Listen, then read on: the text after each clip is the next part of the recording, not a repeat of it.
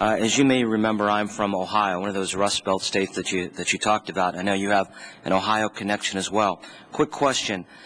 The president has talked about doubling exports. Can we do that without passing any additional trade agreements? It would be difficult. We think and again, one of our passion for getting Korea and the others right, Mr. T-Berry, is to do that. Now, thank you. I would tell you to this point, our exports are running at about a 17% per annum clip, which is above the 15% needed, but certainly if we can get not only Korea but Panama and Colombia and Trans-Pacific Partnership done, it'll make that goal. And increasing exports means increasing jobs, growing the economy, correct? Yes, sir. You talked about cynicism, and you were absolutely right on. In my state, in my district, there is a ton of cynicism with respect to trade. And there's a disconnect between trade and exporting. And I appreciate your leadership. It's been absolutely fantastic. However, there's a farmer in this room from my district. His name is John Davis.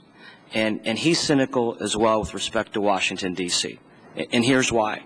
If you sat at his farm home in the fall of 2008 during the election, you would have seen a candidate, Obama, talk about repealing NAFTA, how CAFTA was bad, how trade has cost jobs.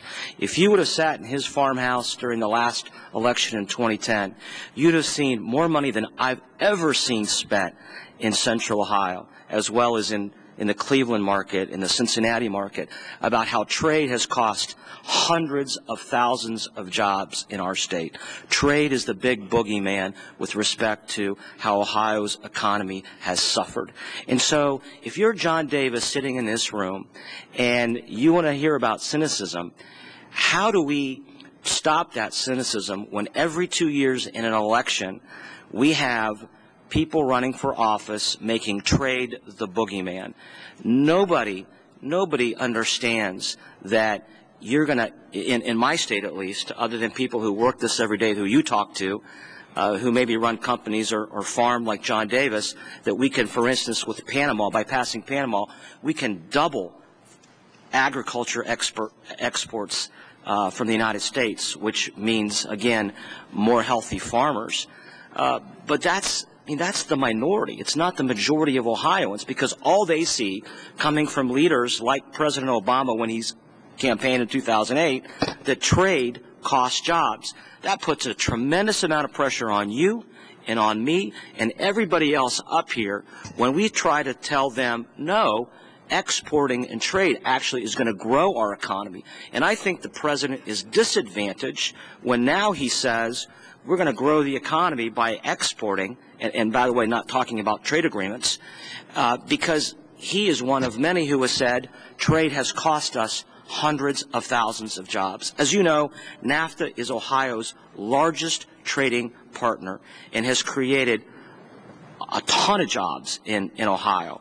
And Canada is a great ally, not just a great trading partner.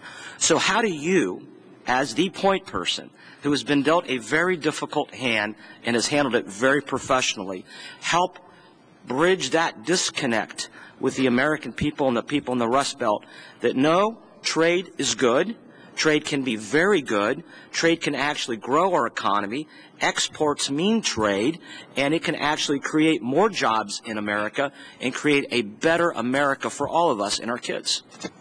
Well, you heard Mr. Brady talk about my work as a mayor, and I always tried to govern myself with one principle, that the truth is always an option. And unfortunately, I don't know that either one of your statements is wrong.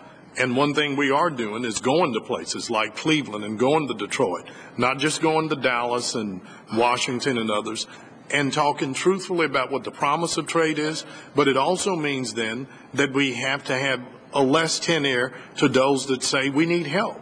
So one of the things you do, and I agree, I think it was Congressman McDermott, we do need to pass trade adjustment assistance, and we need to enforce our rights as we did in the tires case, and then we can get people to sit and listen. We can make the case and help them understand trade can help create jobs. Well, Ambassador, I hope that you use your leadership. Rob Portman made a good case of it. Yes, well, I hope you use your leadership to help us get Colombia and Panama across the line as well, because if we are indeed going to double our exports in the next several years, it's critical that we pass Colombia and pass Panama in the very near future. Yes. Thank you. You'll back.